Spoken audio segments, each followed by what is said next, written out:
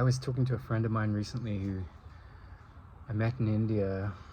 He was an economist, he's German, and he had somewhat of a difficult childhood in some ways, but he went to Oxford and he did a master's or PhD, I forget, in economics. And then he has moved to Africa, where he met a woman and she got pregnant and he's had a child. And I asked him the last time I spoke to him, what is it like having a child? And he quoted, I think it's a Metallica lyric, and he said, it's like bringing my daughter to the slaughter. And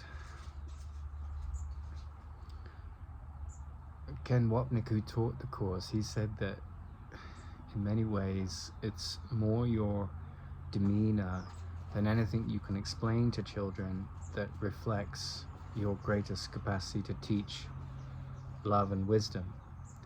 And he said the worst thing you can do with children, around children, is lose it, because then unconsciously you're telling them it's okay and it's perfectly natural. And this is true in the thought system of the world, but it's not true in the thought system of the enlightened mind. The Course in Miracles says, anger is never justified. I'm never upset for the reason I think.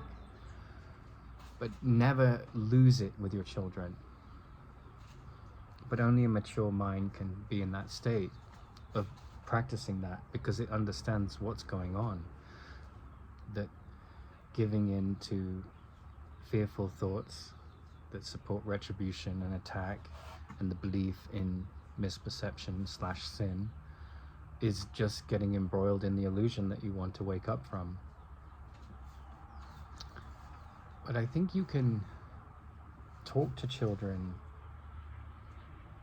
who are obviously on the journey to adolescence and hormones and sexuality and all of those things that come with being in the body.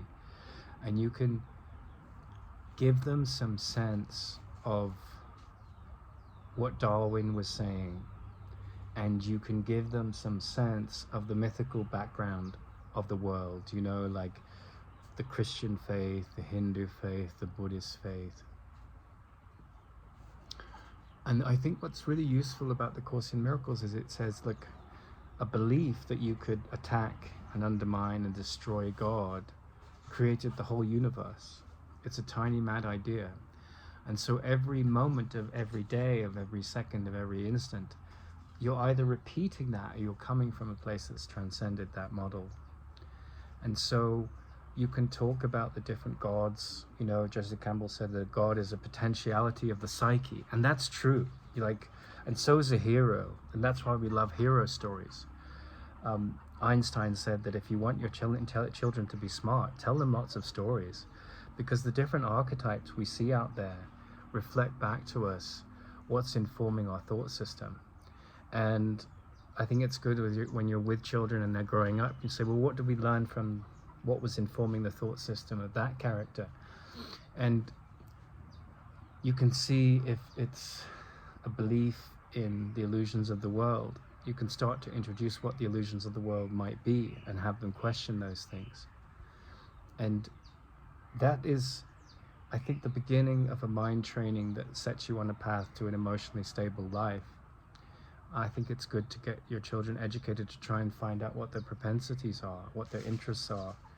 Because the slaughter that my friend mentioned, that the Metallica lyric references, I believe it's Metallica, is very real. Like, I'm being marauded right now by, you can't see them, but there's actually hundreds of tiny little flies that are looking to eat the liquid in my eyes and go into my ears and up my nose. And that's why I'm like waving my hands around. And that's the world. Like, the world is full of this mentality of eat or be eaten. Like, we have to survive off our limited state. Now, these flies can't comprehend their spiritual nature, but they will die and then they'll come back as something else. That's the reincarnation myth. I think it makes sense to me.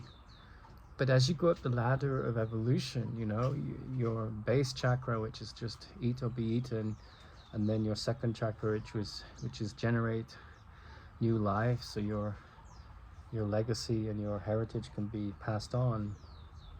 as you go up the ladder of the chakras, you get to the Course in Miracles line, love is my inheritance, you know? And love is all encompassing. It can take all the hate and the pain and the anger and transform it into a different energetic.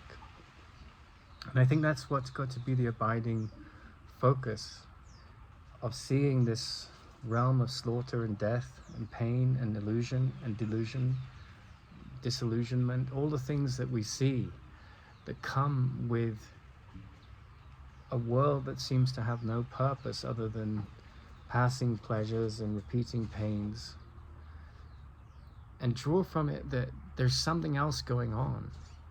And that subtlety is what is really important to the emancipation from fear and suffering.